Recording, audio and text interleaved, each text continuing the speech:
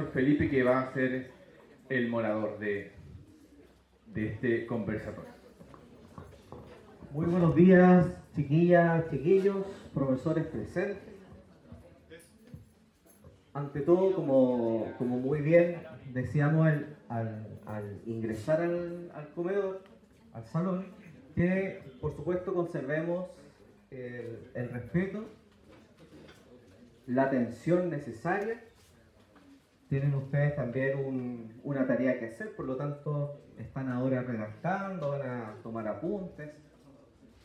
Y va a ser muy provechoso cuando estemos todos en la misma sintonía. ¿Bien? Entonces, dicho eso, bienvenidas y bienvenidos a este primer conversatorio sobre democracia y derechos humanos. El Departamento de Humanidades ha organizado esta actividad y para nosotros es muy importante. Damos inicio a este mes de memoria y en sí mismo conversar sobre estos temas es en sí mismo un ejercicio de hacer memoria. Nos reunimos para conversar uno de los momentos oscuros que vivimos como sociedad, como historia. Pero por sobre todo es también para iluminar con valentía esto que tenemos que construir para el futuro. Conversaremos sobre todo cómo desde distintas acciones, actividades, distintos frentes, se protegió, se resistió y se comenzó a construir lo que hoy día llamamos memoria, ¿bien? Que es el pilar para nuestro futuro. Para ello contamos con la valiosa presencia de tres organizaciones súper emblemáticas. Voy a dar la bienvenida, voy a presentar a la señora María Paz Vergara, de la Vicaría de la Solidaridad. La señora María Paz es secretaria ejecutiva de la Fundación de Documentación y Archivo de la Vicaría de la Solidaridad. Desde el año 2000, trabaja en esta institución desde el 93. Ha colaborado activamente con el trabajo realizado por diversas distintas comisiones de verdad que han operado en el país desde la recuperación de la democracia. Ha participado en numerosos seminarios y cursos sobre archivos de derechos humanos en Chile y en el extranjero. Es además coautora de un tesauro de derechos humanos. Don Víctor Sangüesa, en representación del espíritu de los Pérez, es profesor de Estado de Filosofía de la Universidad de Chile, cofundador de la Peña El Bracero de 1977, que es una organización colectiva, autónoma, comprometida con el desarrollo y difusión del arte popular, vinculando su quehacer a la expresión del mundo estudiantil, sindical, poblacional. A lo largo de los años se hace parte de las tareas sociales, políticas, de derechos humanos y de apoyo a las organizaciones populares. Y durante 43 años se dedica a la docencia y a la dirección de establecimientos educacionales, comprometido así con la educación de derechos humanos. Y don Eduardo Palomo Arriagada, de Casa de Memoria de Valparaíso, poeta de Valparaíso, publicando de manera activa poemarios desde el 2014, destacando Escritos de Tinta de Vida del año 2014, Un incendio que habla y otros fuegos del 2015, entre otros.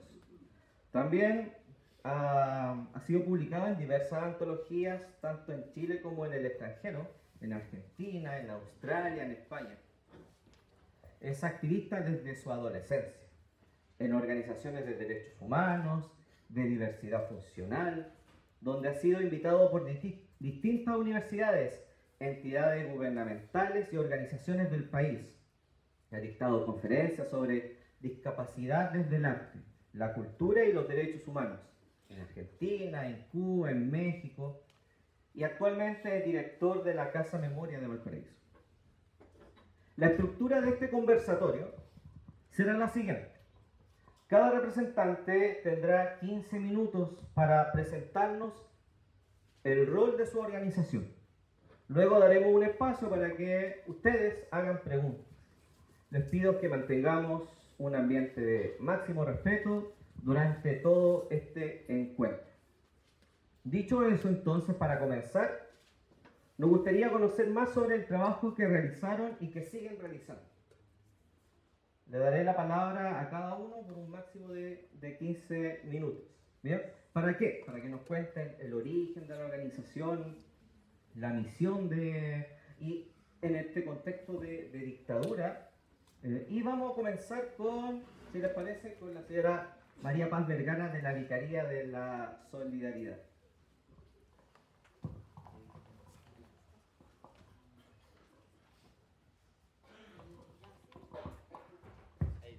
Muchas gracias. En primer lugar, quiero agradecerle la invitación que me hicieron a participar en este conversatorio para poder darles a conocer el rol que tuvo la Iglesia durante la dictadura militar y lo que fue la Vicaría de la Solidaridad.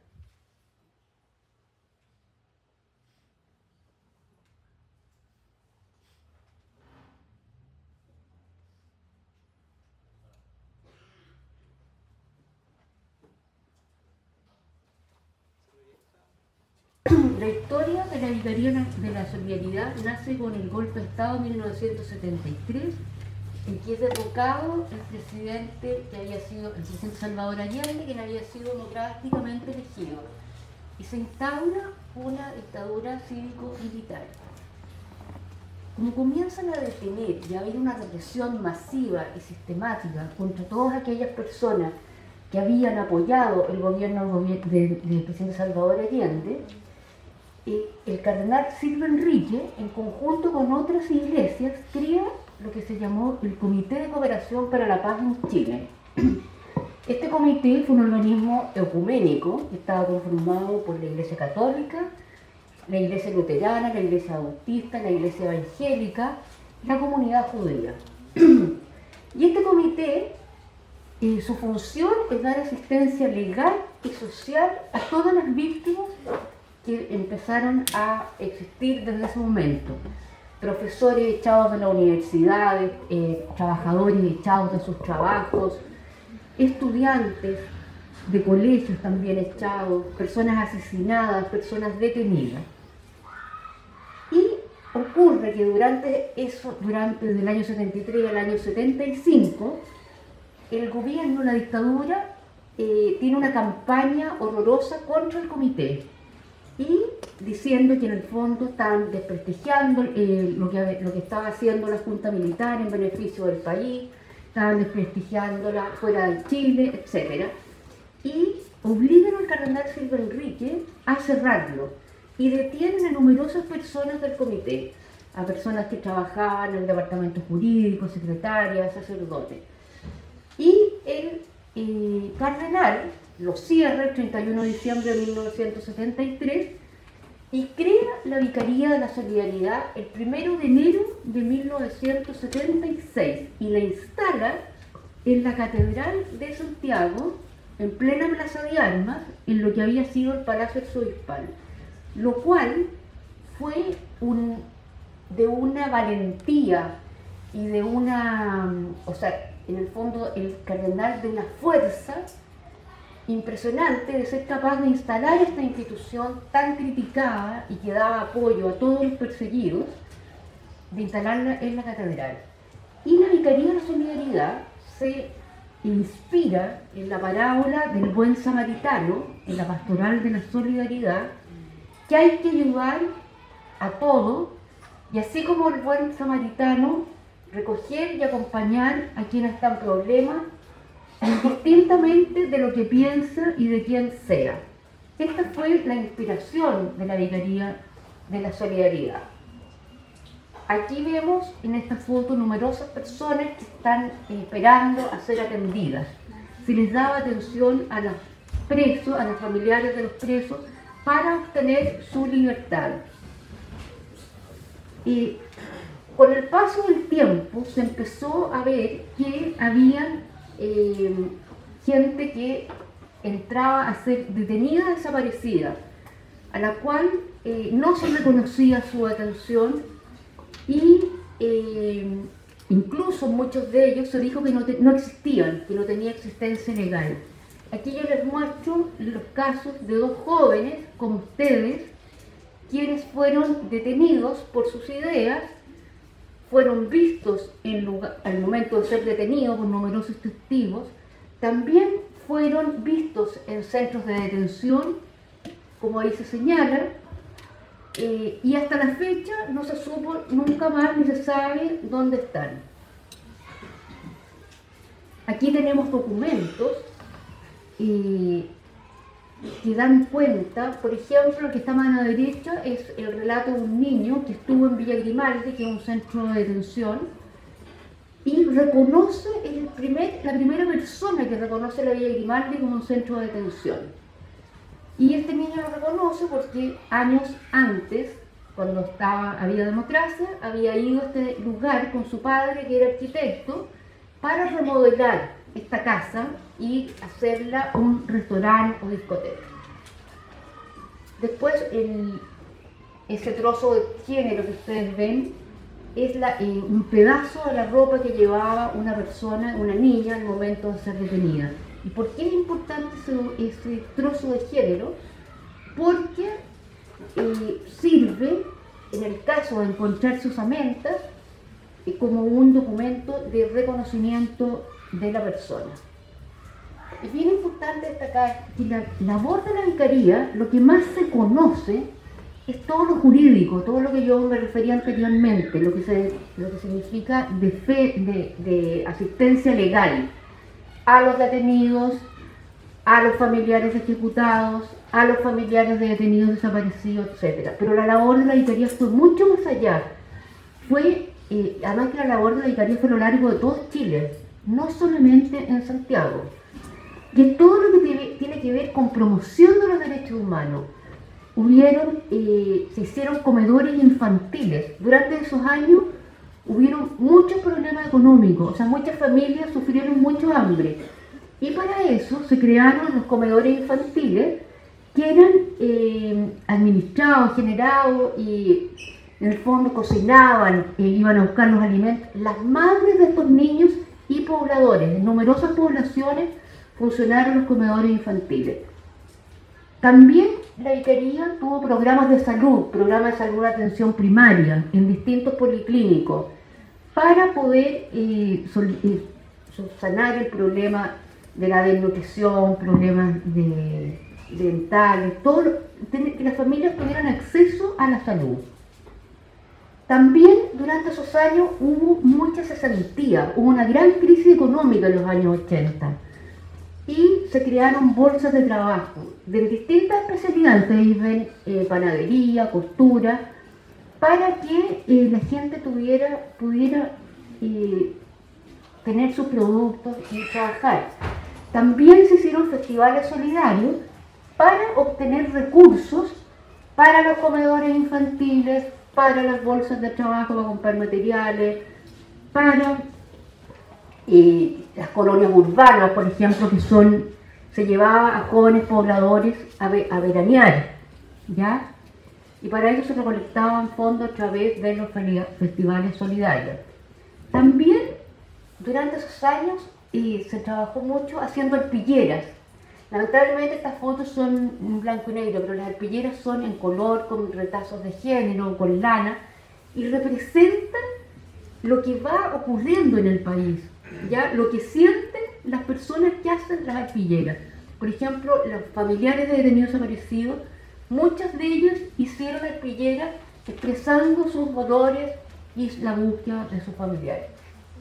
También hubo mucha artesanía carcelaria. ¿Qué significa esto? Que las personas que estaban detenidos, los presos políticos en sus lugares de detención, trabajaban haciendo artesanía y mediante la venta de esta artesanía era posible dar sustento a su familia. La mayoría de los presos eran hombres y eran jefes de hogar. Y la vicaría se encargaba de comercializar estos productos tanto en Chile como en el extranjero. También la vicaría tuvo un área de publicaciones. En ese tiempo los medios de comunicación estaban absolutamente restringidos en términos, no había libertad de expresión, no podían decir lo que ocurría en el país. Y la vicaría creó la revista Solidaridad, que fue un medio que salía cada 15 días, era repartido a lo largo de todo el país, y informaba sobre los hechos que ocurrían, lo que la gente no tenía y no podía saber por otros medios. Y llegó a tener 300 ejemplares y un tiraje de 30.000. También tenemos un fondo fotográfico de la revista, que es bien importante este fondo, porque da cuenta del país, ¿ya? También un fondo de prensa con noticias del año 73 durante toda la dictadura y después de la dictadura también. Ya. Aquí la vicaría tuvo una víctima que fue muy terrible, que fue José Manuel Parada, que no aparece en esa foto, que es uno de los que se conoce como el caso Degollados. Él trabajaba en la vicaría, era militante del Partido Comunista y fue degollado por sus ideas. Y a mano derecha tenemos el grupo Iyapu, que era muy cercano a la vicaría y participaba en los festivales y en las celebraciones. Aquí tenemos fotos del Papa Juan Pablo II cuando vino a Chile. Ahí está con el vicario de la Solidaridad, con el secretario ejecutivo de la Vicaría de la Solidaridad, y a mano derecha aparece dándole la mano a Sola Sierra, que era la presidenta de la agrupación de familiares detenidos desaparecidos. La vicaría tuvo muchos reconocimientos tanto en Chile como en el extranjero y tuvo numerosos premios. Ahí hay el Premio Nacional Unida, Premio Príncipe de Asturias. Con toda esta documentación se crea este archivo, la Fundación de Documentación de Archivos de la Vicaría de la Solidaridad, para poder colaborar en la búsqueda de verdad, justicia y reparación de las víctimas y contribuir con la memoria histórica. La vicaría es cerrada por el arzobispo porque ya se estaba en democracia en el año 92 y el arzobispo señala que le corresponde al Estado hacerse cargo de la defensa y de los derechos de las personas, de la defensa de los derechos de las personas y promover sus derechos.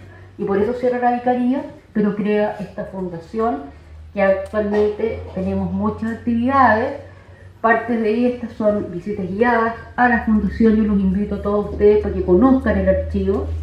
Venir para acá también es parte de nuestra actividad. Yo he ido a numerosas escuelas, a numerosos colegios y a distintos organismos del Estado para dar a conocer el trabajo y lo que nosotros hacemos y invitarlos a que conozcan y usen nuestro archivo, porque si nuestro archivo no se usa, no sirve. Ya visiten nuestra página web para que conozcan lo que tenemos, www.vicariadelasolidaridad.cl, y ahí les muestro que se han hecho libros sobre el trabajo de la vicaría. Hay una película que se llama Habeas Corpus, que es sobre el archivo de la vicaría. Se usó el archivo de la vicaría también para series. Por ejemplo, en los 80 usaron el archivo para algunos capítulos con información que nosotros teníamos. También existe la serie Los Archivos del Cardenal, etc. Y para finalizar, contarles que el archivo está reconocido, inscrito en el Registro de la Memoria del Mundo de la UNESCO y fue declarado monumento histórico por el Gobierno de Chile, por el Ministerio de Educación. Eso sería. Muchas gracias.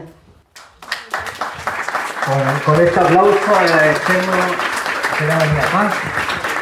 Ojo, entonces para sus tareas dio un dato, les puede servir, vicariadelasolidaridad.cl, para profundizar con más detalle en su tarea. Bien, vamos a seguir, vamos a presentar a don Eduardo Palomo Arriagada para que nos hable sobre el trabajo que realiza Casa Memoria en Valparaíso. Si quiere ahí, porque ahí le vamos a subir el... Ya, ¿me escuchan bien? Sí. Qué bueno. Bueno, soy Palomo Arriagada, poeta, activista de los derechos humanos. Desde que tenía 16 años que entré a la Comisión Chilena de los Derechos Humanos de Viña del Mar. Y bueno, en el 2015 entró al colectivo 19 de noviembre, que es el colectivo que hace esta Casa Memorias. Para aquello, contar un poco la historia, ¿no? de cómo nace el colectivo y por qué nace el colectivo. Pero antes de eso, quisiera mencionar dos cosas que, si no fuera por Raúl Silva Enríquez, quizás hubiésemos tenido muchas más víctimas que lamentar. La labor que hizo el cardenal y la Vicaría de la Solidaridad fue tremenda, muy tremenda. Y lo otro que quiero mencionar es decir solamente que han pasado 52 años y ayer nos enteramos que una dirigente mapuche fue asesinada, fue quemada y fue enterrada por defender solamente su tierra, sus raíces y solamente decir justicia para Julián Zúñiga. Con esto quiero empezar a relatar cómo nace el colectivo 19 de noviembre. El colectivo nace en homenaje a Gonzalo Muñoz Aravena. ¿Algunos saben cuántos niños o menores de edad fueron víctimas de la dictadura militar? Según el informe Reding, fueron 307 niños. Desde el 73 hasta el 90 fueron 307 jóvenes, niños, desde los 2 años hasta, en ese tiempo, la mayoría de edad era los 21 años, entonces eran menores de edad. Pero Gonzalo Muñoz era un joven que recién había salido del colegio, que había entrado a la universidad con 19 años, un joven igual como muchos de ustedes, que bueno, desde su juventud sintió esta inquietud de no quedarse callado, de no quedarse en la casa con lo que estaba pasando y entra a militar a las juventudes comunistas, como muchos otros de sus amigos.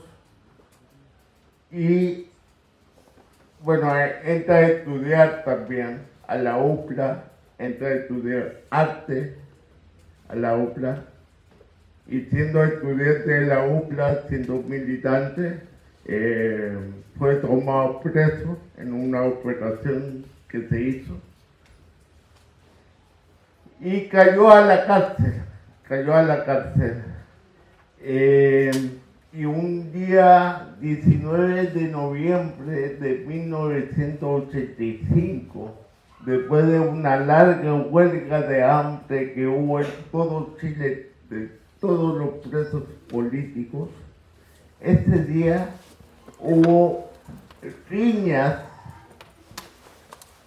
en las cárceles. Lo raro de que este hecho se produjo en muchas cárceles, como si hubiese sido algo orquestado para que presos comunes se enfrentaran a los presos políticos que en ese entonces estaban combinados, no estaban separados, no estaban los presos políticos de un lado y los presos comunes de otro lado, sino todos juntos. Bueno, en la línea que se produce en Valparaíso, Gonzalo Muñoz sale en defensa de un compañero suyo y recibe una estocada certera que le provoca la muerte. La muerte de Gonzalo a sus 19 años marcó a toda una generación en ese entonces, sobre todo estudiantil. Pero quiero centrarme en la juventud de aquellos años, en esa juventud de que muchos tuvieron que muy tempranamente perder la inocencia para poder sobrevivir, para poder escapar, para poder enfrentar también a la dictadura, tanto con lo que le estaba pasando a sus mayores como estaba pasando a su alrededor. Jóvenes de la población, jóvenes estudiantes, jóvenes deportistas, muchos de ellos empezaron, como dije, a perder esta inocencia cuando la represión empezó a tocarle su alma, a tocar lo que era suyo. Y tuvieron que jugar a otros juegos, o sea, el juego de la escondida que jugamos muchos de nosotros cuando chicos. Para estos jóvenes no era un juego, era en serio. Jugar a esconderse, porque si te pillaban, te mataban, o si pillaban a tu papá, atrapaban. Entonces, la historia de Gonzalo Muñoz provoca también un revuelo nacional donde desde su caso se decide, la Junta Militar, la dictadura decide separar a los presos comunes de los presos políticos. Y eso también por la presión extranjera que hubo, y también por parte del trabajo que hacía la Vicaría de la Solidaridad, entre otras organizaciones. Y bueno, los amigos de Gonzalo, cuando se cumplen 20 años de su crimen, en el 2005, y llega a su familia desde afuera, desde Australia, se le hace un gran homenaje y el papá de Gonzalo le dice a sus amigos que por qué no hacen algo para homenajear a su hijo. Entonces ahí nace el colectivo 19 de noviembre, que es la fecha cuando Gonzalo Muñoz muere, pero es la fecha que también le cambia la vida a muchos de los jóvenes en ese entonces, que era su amigo, y a toda una generación porteña. Y ahí nace, hace poco se había dejado la cárcel de Valparaíso, la antigua cárcel, para trasladarse arriba al camino de la Pólvora. Y cuando nace el colectivo 19 de noviembre, se hace un evento en la ex cárcel, que en ese entonces estaba tomada por artistas, por agentes culturales, y se hace un evento muy, muy grande, que incluso sobrepasó de toda expectativa, con Patricio Mans, Inti Gimani, bueno, Víctor estuvo ahí, sí que él después quizás nos puede contar.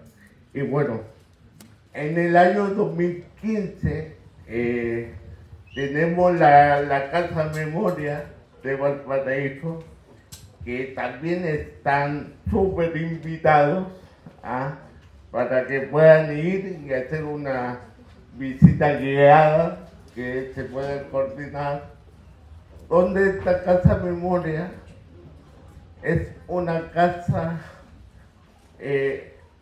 tiene 3 pisos. El primer piso es una parte de exposición, de conversatorios, de presentación de libros. El segundo piso es museográfico, donde ahí tenemos el arte que mostraba un poco María Paz de las arpilleras o de las palomitas que hicieron muchos de nuestros amigos que estuvieron presos. Bueno, y ahí contamos un poco la historia de la generación de los 80. Y ahí yo quiero terminar y revelar esto, si me dan un pequeño minuto más. Aquí la violación de los derechos humanos tiene 2 fases, del 70 al 80 se puede decir, que es una fase totalmente de exterminio, sobre todo a los campesinos. Hay que decirlo que el 80% de los detenidos desaparecidos son campesinos. La reforma agraria que justamente empezó la Iglesia Católica y que la llevó a cabo Salvador Allende fue una venganza que se hizo de la parte civil hacia los campesinos. Pero en los años 80 cambia un poco de la figura, porque la juventud y la población se empieza a enfrentar contra la dictadura.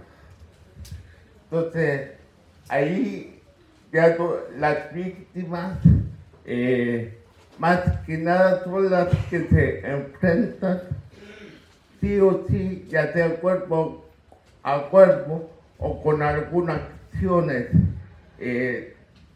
de cualquier tipo, como lo hacía José Manuel Parada desde la vicaría. Empieza estas víctimas que también son, se puede decir, son jóvenes que tomaron decisión de dejar el confort, de dejar la casa, el sillón, para poder cambiar un poco lo que se estaba viviendo. Así que yo lo dejo invitado a la Casa Memoria cuando quieran, que bueno, y ahí le podríamos hablar mucho más. Muchas gracias. Muchas gracias, Eduardo, por su testimonio, porque nos trajo a la memoria, al recuerdo esta historia. Bueno, ¿y cómo están con sus apuntes? ¿Bien? ¿Sí? Nos vemos escribiendo harto desde acá, ¿cierto? Vamos a presentar a don Víctor Sangüesa. Bien, así que lo dejamos aquí para escuchar esta historia especial también. Todas son especiales. Pero como desde la música también podemos decir algo. Así que, don Víctor, por favor. Muchas gracias. Primero, agradecer a la organización del colegio y la iniciativa de los profesores de implementar esta actividad de memoria, que entendemos, o a mi entender, creo también, con quienes comparto este panel, lo entendemos como una instancia más que necesaria en el día de hoy. Disculpar la tardanza en llegar, pero porque creo que también viene al caso hacerlo. Nos demoramos porque en medio de Valparaíso, en una parte de Valparaíso, hay un conflicto había un conflicto de barricadas, de trabajadores, seguramente no alcancé a distinguir, yo vengo de Playa Ancha, entonces me tuve que desviar por todos los cerros y me demoré 2 veces lo que podría demorarme entre Playa Ancha y Concón y Concón a Playa Ancha. ¿Ya? ¿Por qué digo esto? Porque esto da cuenta de lo dinámico que es la realidad social y sobre todo en nuestro país.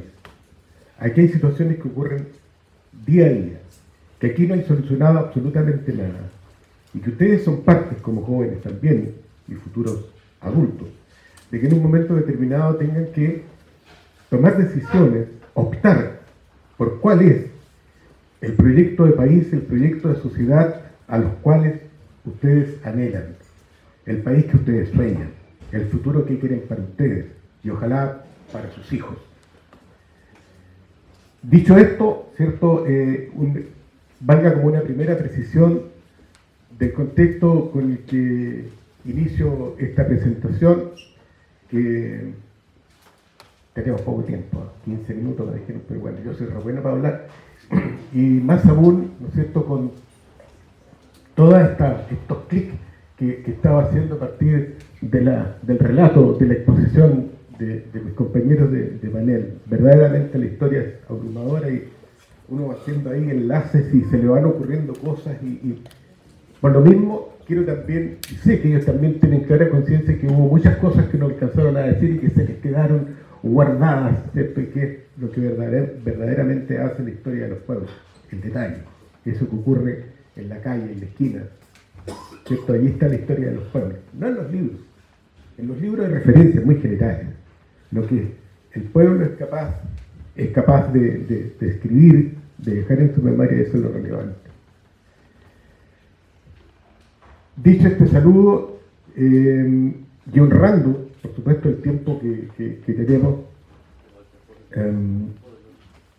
y aludiendo a esta dimensión histórica, yo también quiero aludir a una situación particular que me ha tocado vivir en los últimos meses. Ya voy a decir la razón por qué. Me ha tocado encontrarme con grupos de jóvenes como ustedes también. Y cuando se habla acá de las peñas, me empecé a dar cuenta que el concepto de peñas que tienen hoy día, o que circula hoy día, o que está apropiado en la sociedad, no tiene nada que ver con lo que verdaderamente ha sido la historia de las peñas como expresión del arte popular, como expresión del sentir popular, como escribir una historia que no queda registrada oficialmente en ninguna parte. Y por ahí, ¿cierto? En breve conversación, bueno, entienden las peñas como una instancia donde se toma, se come, se baila, se pasa bien, etcétera, etcétera, etcétera, una cuestión meramente recreativa. Sí, es cierto, es recreativo, pero por sobre todo, insisto, el inicio, la idea esencial de lo que es la peña es mucho más antiguo que eso, no tiene mucho que ver con eso. Los tiempos cambian, las instancias cambian, las actividades cambian en su naturaleza, pero ese es otro cuento. Para que ustedes sepan, y seguramente a lo mejor sus profesores de historia, lenguaje, aquí les van a lo mejor a la hora que retomen el tema, van a poder seguir conversando, ¿no? El concepto de peñas es un concepto que está engarzado, diríamos, en la Edad Media casi, donde se juntaban los trovadores, cantores, juglares, bardos de distintas comunidades y se juntaban en las afueras de la ciudad en unos espacios que estaban, diríamos, decorados por peñas, por grandes piedras, y ellos ya ahí llegaban con sus guitarras e intercambiaban las copuchas de un pueblo a otro, ¿cierto? Eran bastante veladores, copucheros, pero también se iban dando cuenta de esa historia, insisto, esa historia que no queda escrita en los libros oficiales. Eso obviamente con la conquista, con la colonización, pasa también en nuestro país. La historia de las peñas aquí en Chile por lo menos hay registros de tiempos de la colonia en que se juntaban estos cantores populares para cantar en décimas. Ojo, ese es un concepto que quiero que también a lo mejor guarden un poquito, para cantar en décimas, que es una técnica. Profesor de castellano podrá a lo mejor en un momento determinado también contarles y darles más información de qué es la décima como técnica literaria, como técnica lírica. Y bueno, existen incluso documentos, registros que se hicieron registro que hay del más antiguo pareciera ser que de las décimas, la España entre el mulato Taguada y don Gaspar de la Rosa, entiendo que se llamaba, antiquísimo, y eran payas verdaderos combates, ¿no es cierto?, de versos en que uno había siempre pensado. Bueno, y eso ha estado por ahí, ¿no es cierto?, en la historia de nuestro país. Y en lo que es el folclore, es decir, el canto del pueblo. Entonces, había toda una tradición folclórica que ustedes a lo mejor conocen, ya habrán escuchado más de alguna oportunidad, alguna de las canciones folclóricas en que se alude a una realidad del campesino, por ejemplo, una realidad muy romantizada, de una china con cintura de avispa, etcétera, etcétera, y un guaso bien plantado que lo saca a vender una cueca, y hasta ahí dura el asunto. No existe el conflicto social, no existe el conflicto de la explotación del campesino, todo ese folclore. Dicho así de paso, ¿no? Hasta que por ahí por el año 1965, y de acuerdo con lo que también Palomo decía, ¿cierto?, donde asoma esto de la reforma agraria, empieza a configurarse una nueva realidad social, campesina, obrera, etcétera, y aparece un movimiento que se llama el neofolclore, que este neofolclore, si bien innova en lo que era la expresión popular del folclore, no menos cierto es que tampoco da cuenta de esta realidad social hasta que irrumpe por ahí también ya con toda esta nueva realidad que aparece con el gobierno de Eduardo Frei Montalva, ¿ya? Aparece la reforma agraria, etcétera, etcétera, y también aparecen por ahí en las universidades que asumen esta realidad, particularmente la Universidad Católica de Santiago, y crea, ¿no es cierto?, una serie de eventos en los cuales la expresión popular a través de la música empieza a dar cuenta de esta historia que está ahora presentándose por ahí por 1965-66, es donde aparece la Peña de los Parra, la peña que hizo también Violeta Parra, por allá por La Reina en aquellos años, festivales de la canción comprometida le llamaron, donde la realidad que ahí se describe es distinta. Y por ahí aparecen grupos como Quilapayún, Patricio Mans, Víctor Jara, que empiezan a dar un nuevo impulso o a dar una nueva óptica de lo que es el arte popular. No solamente en la música, en la poesía, en la danza, en el plástico, etc. Un paréntesis, feliz, y creo que compartimos aquí a lo mejor la felicidad de haber tenido como Premio Nacional de Arte este año al queridísimo Mono González, autor, ¿no es cierto?, creador de toda esta expresión pictórica de los murales, uno de los iniciadores del muralismo en Chile, ¿ya? El Monito González, gran valor, gran artista chileno, y emocionado al momento de enterarme que fue premiado con este gran galardón. Y por ahí parte eso, ¿ya? Entonces, yo voy a tomarme el atrevimiento de hacer la narración ahora en una segunda parte, abusando, y ojalá no haya ningún poeta decimista presente para que no me corrija, pero yo tengo desde muchos años la afición de escribir en décimas, y mi relato, lo que ustedes van a escuchar, está escrito en décimas, que es una estructura poética de 10 versos, 2 sílabos, que rima el 1 con el 4, el 2 con el 3, el 1 con el 4 y el 5, el 2 con el 3, con el 3, correcto, 6, 8, 6, 9 y 10, 7 y 8. No sé si aprendieron el libro, ¿no? Sí, clarito. ¿Lo anotaron? Perfecto. Esa es la es un arte. Y yo me he dado el trabajo y he querido aprenderlo porque siento que es la expresión más genuina de nuestro pueblo. Y por aquí va a ir mi narración respecto a lo que es mi experiencia en esto que fueron las peñas, sobre todo a partir de 1973, con la instauración de la dictadura cívico-militar. Saludo a la concurrencia con respeto y con cariño, a los jóvenes, viejos, niños, al humano con su ciencia, nos reúne la conciencia, voz de septiembre y su historia, sin sus clarines de gloria, por la vida y sus oficios, ejemplos de sacrificio que guarda nuestra memoria. Pasadito el 73, y entendiéndonos por señas, Nos encontramos en Peñas, Pedro, María y José. Quedó el llanto para después, concordamos con la urgencia. El tirano y su demencia era brutal enemigo, cada cual llevó consigo tal amenaza y sentencia. Nos hicimos resistencia junto a obreros y estudiantes, nutrimos nuestro talante y nos hicimos presencia, activa desobediencia junto al verso y la guitarra, esquivándole a las garras de la feroz dictadura, este talante y criatura, somos Sarmiento en la par. Fuimos boliche la obra, fuimos francés y el bracero, fuimos peña, magisterio y el olvido que zozobra.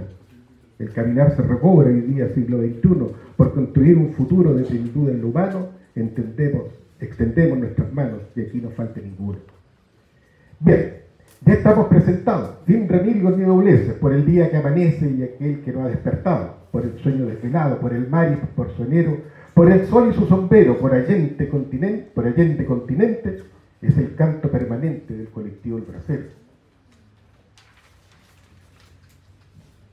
Señores, me han de dejar referir lo sucedido, pues en el pecho encendido mi corazón no da más. Es imposible la paz y dejar pasar de largo. Del presente me hago cargo, sabiéndome ser humano, y bien sé no será en vano si unos minutos de embargo. ¿Qué haremos con tanta muerte, alevosa en el entorno? En cementerios y en hornos hay tanta evidencia inerte. ¿A cuántos la misma suerte les acecha el corazón? Me habrán de encontrar razón cuando un ejemplo concedo a Sebastián Acevedo, inmolado en Concepción. También en Valparaíso la tierra se ha enrojecido con el ritual conocido que nos pone sobre aviso. La muerte tiene permiso con la juventud chilena y a Carmen Gloria Larena le ha silenciado la frente, que no se quede el oyente con el lamento y la pena. A esto se suman cientos de ejemplos de muerte artera, dejando en toda la tierra su huella que es un portento. Esto no es cosa que invento, o infundio que uno maquina, ni historia que uno imagina, porque esto se pudo ver cuando mató a Letelier, un criminal de la DINA. Y fue este mismo asesino, un yanqui por añadido, que con su oficio de bandido, allá en el suelo argentino, cegó la luz del destino de don Carlos Prat, general, cuyo pecado mortal fue ponerse a la traición, siendo soldado de razón, no de demencia bestial. En la sangre y la memoria tendrá un lugar importante en el que oficie hablante para contar esta historia. Ascenderá por la historia simple el agua transparente, con la señal en la frente del consuelo y la justicia. Así este verso se inicia para el lector y el oyente.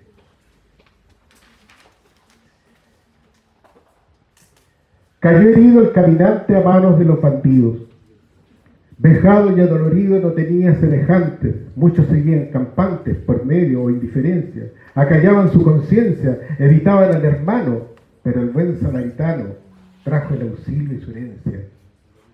Es que no puede el castigo con el pan de la esperanza.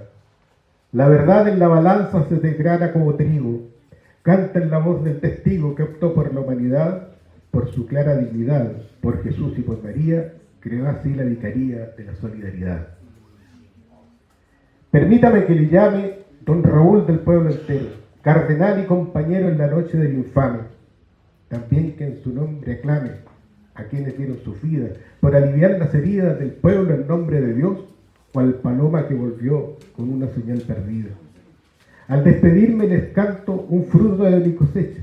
Se han acortado las flechas a fuerza de cruel espanto. Para el camino hay un manto a compartir como hermano, y en el trabajo las manos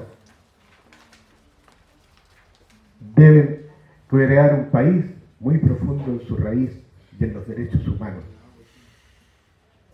Y el cantar tiene sentido cuando es la voz popular que se despliega al volar con su trinar tan querido. En él construyen su nido los pájaros más locuaces, la esperanza se rehace, se enmienda la desgracia, y en las ramas de una acacia arma el cantor sus compases. Se canta contra el olvido, es decir, por la memoria, por conocer de la historia sus giros desconocidos, esos que han sido torcidos por escribanos letrados, personajes respetados por la cultura oficial, discurso y sueldo oficial del pueblo tan alejado. Aquí hay lugar para todos, ninguno es discriminado, Obreros y diputados se ubicarán de algún modo, les haremos acomodo, en el verso y el cantar. Aquí podrán encontrar retratos de cuerpo entero, porque nadie tiene fuero en el canto popular.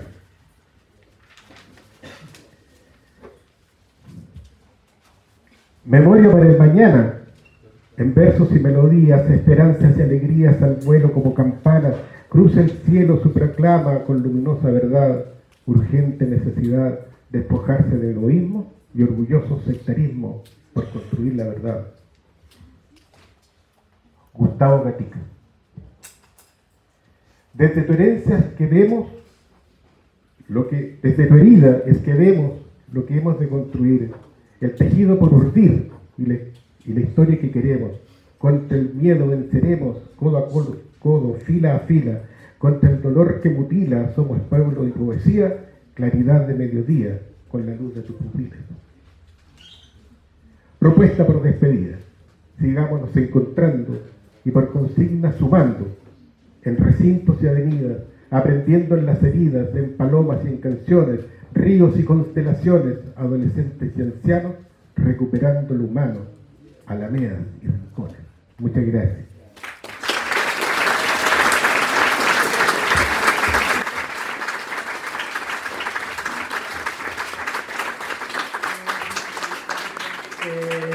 Gracias, tanto Víctor, gran compañero que hace años compartimos ahí mucho.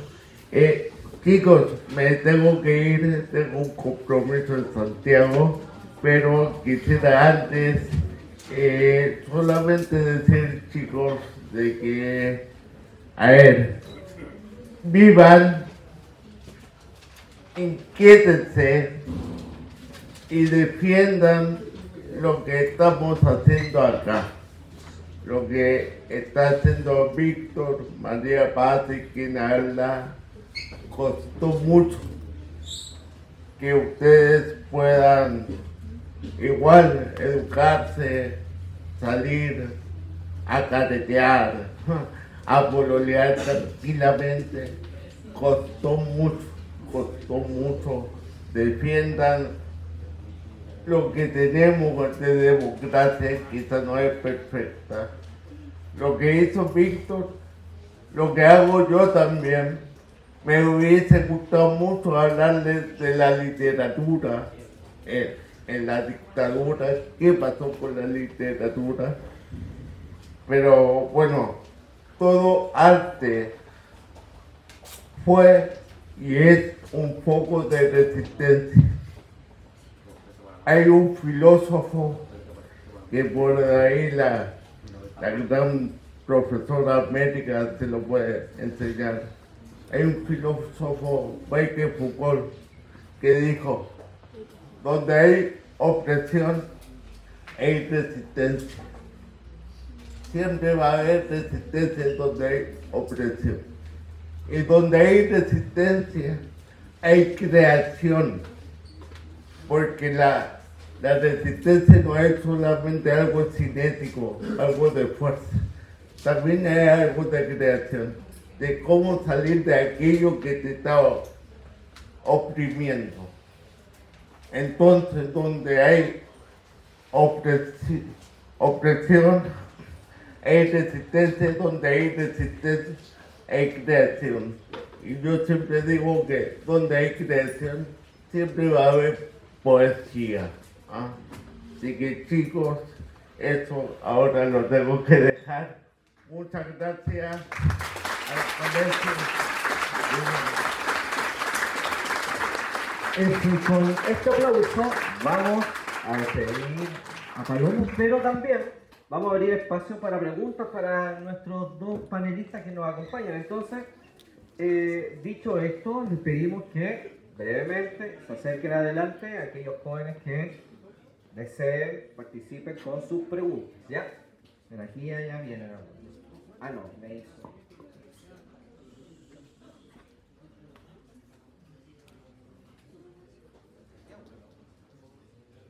Aquí nos acompaña. La intención, tal vez al momento de presentar sus preguntas, es presenten, digan su nombre, de qué curso, qué edad tienen, ¿bien?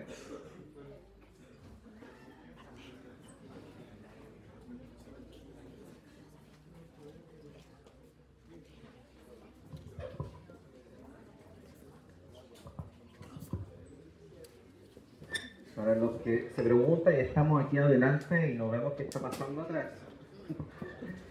Le estamos dando un pequeño regalo a Palobo por haber venido, darse el tiempo de contar su experiencia. Así que, muchas gracias. Buen viaje a Santiago. Profesora Andrea, ¿continuamos con las preguntas? ¿Sí? Vemos.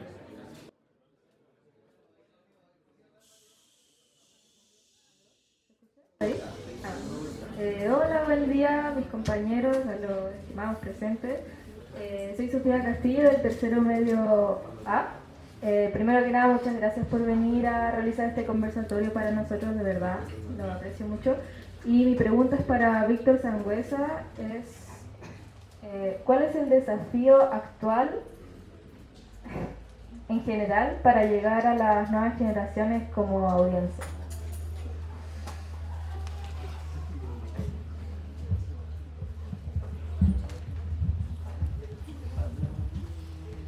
A ver si te entiendo bien, la pregunta va en cuál es el desafío para nosotros como cultores del arte popular para llegar a los más jóvenes. Es un desafío, yo diría que tiene que ver con mucho más difícil que antes, ¿eh? Porque ustedes están permanentemente bombardeados por modelos culturales que les mantienen alejados quizás de lo que son las inquietudes como las que nosotros llevamos. Pero en eso no nos cansamos. Nosotros, como colectivo El Rosero, en algún momento optamos por no estar funcionando en ninguna parte específicamente, sino que asumir una itinerancia de ahí de donde nos llamen. Entonces, ir nosotros al centro juvenil, al grupo parroquial, a la junta de vecinos, desde donde, el club deportivo, desde donde nos llamen. No nosotros estar instalados en una parte y transformarnos poco menos que en un restaurante con show. No es esa la idea. ¿Ya? Entonces, claro, es difícil movilizar a veces un equipo bastante grande, eso tiene costos. Y también el tomar contacto con agrupaciones populares, agrupaciones de base, toda vez que hoy día la gente está cada vez más reticente, sabemos cuál es la causa, a formar parte de grupos, a ser parte de colectivos. Cada uno se las quiere jugar por sí mismo, me salvo solo. Gran falacia, aquí nadie en este mundo, en esta vida, nadie se salva solo. Pero hay todo un esquema, digamos, todo un modelo cultural planteado de individualismo, de encerrarse en sí mismo y de no ir al otro. ¿Ya? Y la idea es esa, y contra eso hay que lucharla, contra eso hay que pelearla, y de ahí que nos optamos nosotros por eso, ¿no? Ese es como el gran desafío. Gracias por tu pregunta. Muchas gracias, Sofía, Víctor.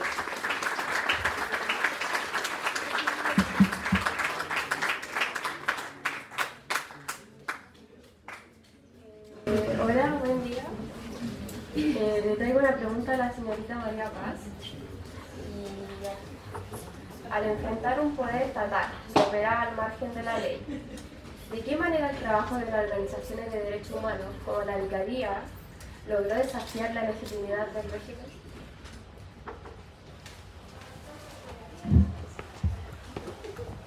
Yo creo que dando asistencia a todas las víctimas, ¿ya? Como dijo, que si no hubiera sido por el trabajo de la Vicaría, hubieran habido muchas más víctimas. ¿Ya? Uno dice que tremendo que haya habido la necesidad de crear una Vicaría de Solidaridad.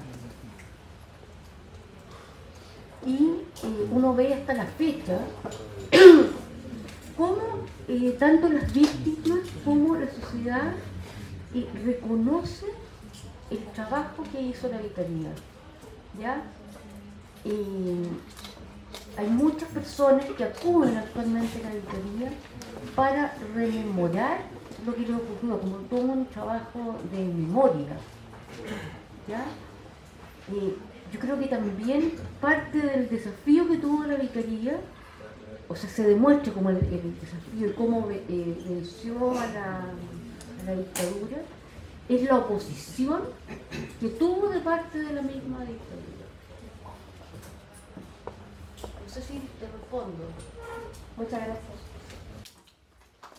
Gracias, muchas gracias.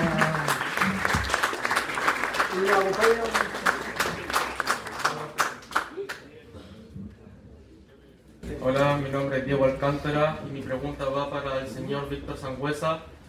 ¿Cómo lograron operar las peñas en periodo de dictadura conociendo los mecanismos de represión de la dictadura? La necesidad hace el órgano. Nos ingeniamos de distintas formas. Es decir, sabíamos que teníamos, a ver, te cuento, en el caso nuestro, el colectivo del Trasero, nosotros éramos estudiantes de la aquella entonces Facultad de Educación y Letras de la Universidad de Chile, hoy día eso es la UPLA, y por supuesto teníamos una serie de restricciones ahí, pero buscamos creativamente amparo en unos boliches que habían frente al pedagógico en aquellos años, quintas de recreo, que ya no existen.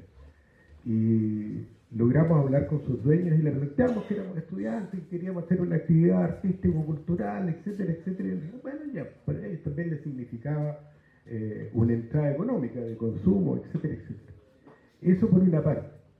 Ya, logramos hacerlo así y después ya empezamos a tomar contacto con distintas agrupaciones, realidades que la gran mayoría de nosotros no conocía y que nos sirvió de mucha experiencia, mucho aprendizaje. A mí particularmente, dentro de la organización que nos dimos, me tocó vincularme con lo que era en aquellos años el Sindicato de la Construcción, sindicato que entiendo hoy día no existe.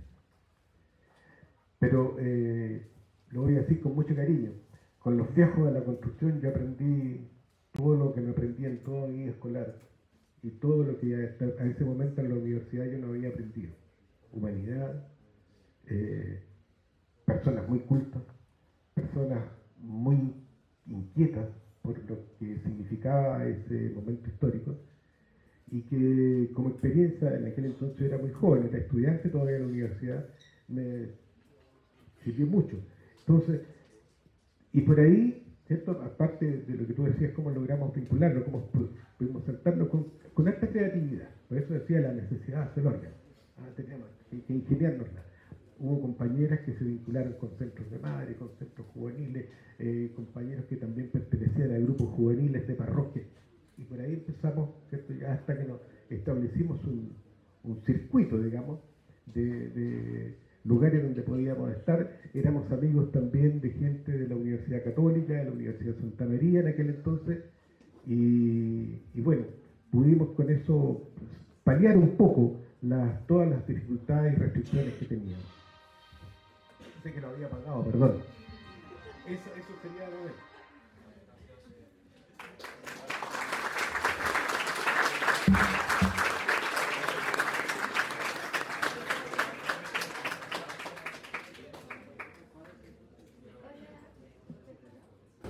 Hola, buenas tardes. Mi nombre es Francisca González, alumna del tercero medio B.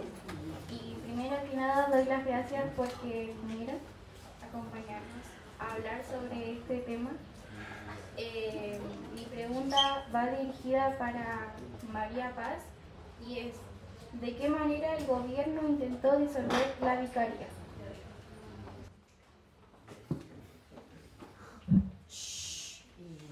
Bueno, yo creo que en primer lugar, después me quedé pensando con la pregunta anterior.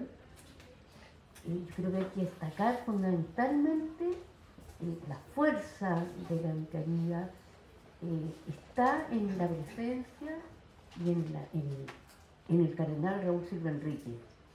Ya en la iglesia, yo creo que es bien importante destacar eso. La vicaría también fue objeto de represiones, como tenemos el caso de José Manuel Parada, y hubo un proceso contra la Vicaría de la Solidaridad, un proceso judicial. La vicaría, uno de sus principios fundamentales era el derecho a la vida. El derecho a la vida de todas las personas, independientemente de quién fueran. Y la vicaría no atendía los casos que se llamaban por estas personas que hubieran participado en lo que se denominaba hechos de sangre. ¿Qué significa hechos de sangre? Que grupos o partidos asesinaran a un carabinero, por ejemplo, a un agente de la represión, y ocurrió que en el año 1986, 85, acudió a la vicaría una persona que había sido herido a bala, diciendo que él había recibido este impacto de bala de parte de carabineros, porque iba a pasar de un lugar a una protesta, una cosa así, y la vicaría lo atendió y lo derivó a una clínica con la cual tenía convenio. Esta clínica era convenio porque cuando habían heridos en las protestas, heridos por perdigones, heridos por balines disparados por carabineros, eran atendidos en esta clínica. Entonces, un abogado de la vicaría y un médico que trabajaba en la vicaría llevó a esta persona herida a esta clínica creyéndole lo que él le había contado. Y él no había sido herido fortuitamente o no había sido víctima de un agente, ya sea carabinero o militares, sino que había participado en un asalto a una panadería Lautaro, que se llamaba Panadería Lautaro, en la cual él mismo había participado y habían asesinado a un carabinero. Entonces, en vista de eso, cuando las investigaciones judiciales de parte de la justicia militar, se detuvo al abogado y al médico que le habían dado asistencia a esta persona y estuvieron presos más de un año. Y hubo todo un proceso contra la Vicaría de la Solidaridad porque era un caso que a la dictadura le era favorable de comprobar, entre comillas, que la Vicaría había participado y dado atención a una persona que hubiera participado en un hecho de sangre. Finalmente esto fue un proceso contra la Vicaría de la Solidaridad que se investigó la Vicaría. El que se encargó de investigarla fue el fiscal Fernando Torres Silva, el cual estuvo posteriormente, finalmente ganó este proceso de la Vicaría de la Solidaridad, y Fernando Torres Silva estuvo preso en Punta Peuco, donde han estado detenidos y están actualmente detenidos muchos agentes, porque él había encubierto el asesinato por parte del ejército en democracia de un agente de la DINA que había sido citado a declarar en el caso Letelier. Letelier fue un ex canciller del gobierno de Salvador Allende que estuvo exiliado en Estados Unidos y lo asesina la DINA. Y en este proceso estaba citado que era un químico de la DINA y lo asesinan en Uruguay. Y por eso cumplió condena este fiscal Torres Silva.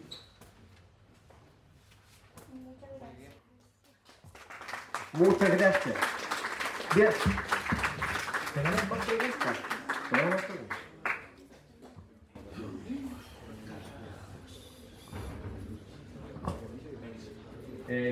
Hola, buenas tardes. Sí, buenas tardes. Primero que nada, a sumarme a los agradecimientos que les hice a mis compañeros por estar aquí en un mes tan importante como el mes de la memoria, ya que, como se dice mucho por ahí, país que no recuerda, país que repite la historia. Mi nombre es Vicente Silva, estudiante de cuarto medio, y las preguntas que te traigo no es para alguno en específico, sino la pueden llegar a responder los dos, soy un poco más general. ¿De qué manera la memoria histórica puede inspirar las luchas por los derechos humanos hoy? Esa es la pregunta. Si quieren se la repito. No.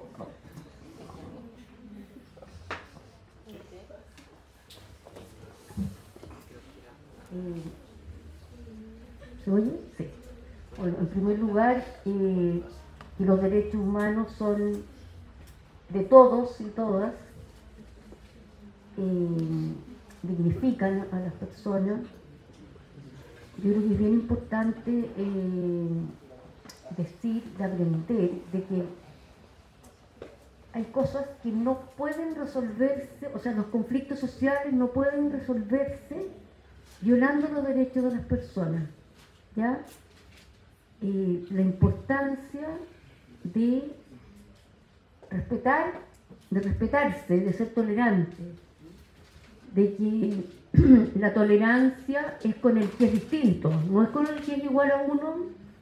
Si nosotros todos pensamos iguales, ahí no hay tolerancia, o sea, podemos ser tolerantes en pequeñas cosas, pero la tolerancia y la democracia es algo que se practica día a día, con los compañeros de curso, con los padres, con los hijos, con los profesores.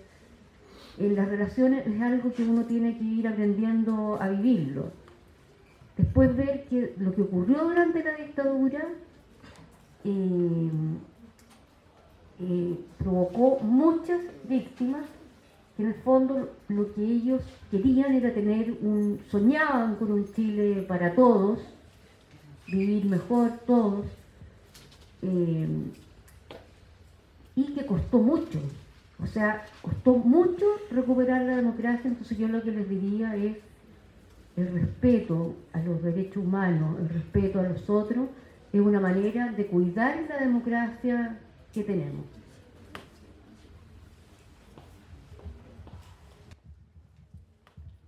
Primero, felicitarte por la pregunta, importantísima la pregunta, porque creo que eso somos. Los seres humanos somos esencialmente memoria y proyección al futuro, a no volver a cometer los errores que cometimos. Tú partiste con un lema, un pueblo sin memoria. ¿Perdón? Repite la historia. Un pueblo sin memoria repite la historia. Ayer se me ocurrió, yo soy medio futbolero de repente, ¿no? Y me puse a ver el partido de la Sub-20 con Japón. Vamos a obviar el resultado, ¿no? Pero quienes lo vieron o que vieron estos partidos se darán cuenta que en uno de los codos del Estadio Nacional hay un trozo, un espacio de la galería en que tiene justamente esa leyenda inscrita arriba. Porque el Estadio Nacional fue un campo de concentración. Fue un campo de concentración. Ahí murió mucha gente. Fueron asesinados en los camarines del Estadio Nacional. Y está escrito ese lema y me dio algo de pena, por no decir mucha, el que se está borrando. Eso que tú dijiste, ese lema que tú dijiste. Y no nos merecemos eso. Eso debería ser un sitio permanente, de ahí estar recordándonos, ¿cierto? Y colgándome de lo que dice María Paz en relación a lo que significa el respeto al otro, más allá de la diferencia, más allá de cualquier situación que lo podamos tener enfrente. Ustedes todavía están en un colegio, chiquillos, que los protege, que los cuida, que están en esta especie de burbuja todavía, que nos salen a la vida, por así decirlo, y los cuales tienen un cierto privilegio en eso, y poco riesgo en realidad, ¿cierto? Colegios más, colegios menos. Yo trabajé como profesor más de 40 años, y tuve suerte de trabajar en colegios que verdaderamente, los chicos muy regalones, muy guardaditos, muy calentitos, muy al abrigo de lo que los papás, las mamás, los profesores, etcétera, etcétera. Pero después tocando. Y también me tocó ver muchas veces la diferencia que ellos han sentido entre vivir en este ambiente aséptico casi a llegar a instancias de educación superior. Y a lo mejor de haber pasado en indiferencia respecto a situaciones que viven en el día a día, a lo mejor mismo hoy día aquí en el colegio. Y que, total, a mí no es. Bueno, no. En esto hay que comprometerse y no ser, no presentarse como indiferente. Y aludo en esto, también como profe, a este gran dolor de lo que es la situación del bullying en los colegios. ¿Por qué el abuso con aquel que es distinto? ¿Por qué abusar de él si se le ve más débil? ¿Por qué menospreciar o poner como una especie de bolo punch, ¿cierto?, a quien presenta alguna diferencia física, emocional, mental, etc. Ni qué decir de la diversidad sexual. Afortunadamente hoy día los jóvenes tienen una actitud distinta. Y hay mayor comprensión sobre el tema. En mis tiempos no era así. Y ese fue uno de los errores que quizás a mí también me tocó vivirlo. El no haber intervenido cuando presencié que había un compañero cuando estaba en el colegio que era gay, digamos, y lo molestaban y lo hostigaban y hasta le pegaban, y es una culpa que yo todavía, yo nunca levanté la voz, porque no me quería meter. Y permanecí indiferente, lo confieso.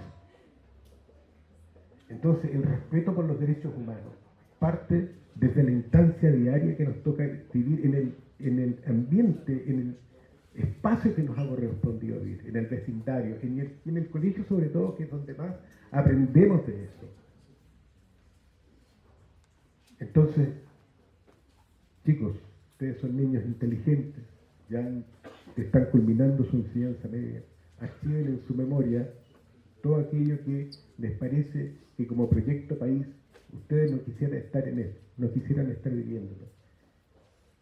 Y que fuéramos verdaderamente una sociedad en la cual quepamos todos, sin odios, y seamos capaces de construirla en conjunto. Es esto todo. Así que esto de la memoria, excelente, chiquillos. Te felicito y muchas gracias por la pregunta. Muchas gracias también a ustedes, porque ya estamos cerrando. Hoy hemos reafirmado, chiquillas, chiquillos, que la memoria no es una carga del pasado, no es cosa del pasado, es una herramienta para construir futuro. Entonces, las experiencias que ustedes nos compartieron, Víctor, María Paz, también Eduardo, nos recuerdan que es tarea que hay que seguir construyendo la democracia. La justicia, los derechos humanos tienen que ver con compromisos que hay que renovarlos día a día. Como bien decía, el bullying, el acoso, situaciones que vemos hoy. Me recordaba las batallas de Fildanes, también son modos artes populares que hoy día también nos pueden ayudar a construir democracia. Quiero invitar para ya cerrar este momento al director, don Luis, que nos dé la... ¿No? que nos dé las palabras al cierre.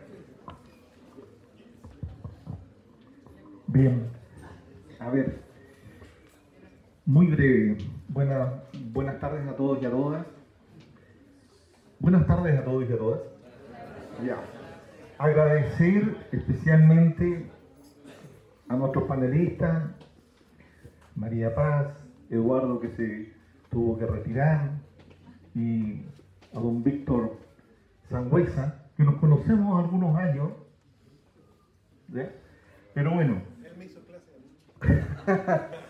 Bueno, una gran persona, y por cierto doy fe de todo el compromiso y de toda la actividad que ha desarrollado de por vida en relación a los temas que estamos conversando. La democracia y los derechos humanos son dos conceptos que están intrínsecamente ligados. Ya la Organización Nacional, la ONU, en el año 2002, en un dictamen, el número 46, declara que justamente la democracia, una de las principales tareas, es defender los derechos humanos y los derechos fundamentales de la persona y la dignidad humana. Así que tener este espacio, este conversatorio con cada uno de ustedes, y que hayan tenido también el comportamiento que han tenido, se lo agradecemos tremendamente, porque esto es parte de la formación de ustedes como futuros ciudadanos, cuando tengan que tomar una decisión, como muy bien decía el profesor Víctor, cuando ustedes tengan que tomar una decisión que sea en base a un proyecto país que ustedes legítimamente deben desear y aspirar. Así que le damos un aplauso, agradecemos también a María Vázquez, así como como el profesor vino dando vueltas por los cerros de Mañanza, María Paz vino desde Santiago, ¿no es cierto? Entonces ese esfuerzo también lo valoramos y lo agradecemos. Y agradecer, por supuesto, al Departamento de Humanidades que ha permitido la organización y materializar este anhelo que teníamos de hace tanto tiempo de poder hacer algo en relación a estos temas. Muchas gracias.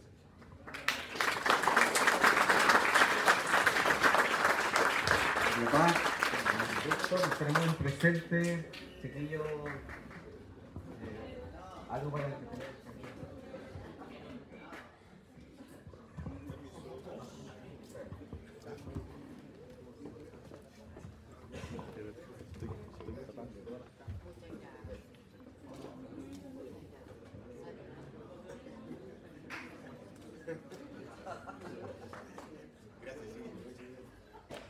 Muy bien, ahora sí llegamos al cierre de nuestro encuentro. Ojalá volver a repetir esta instancia de conversa, de conversatorio.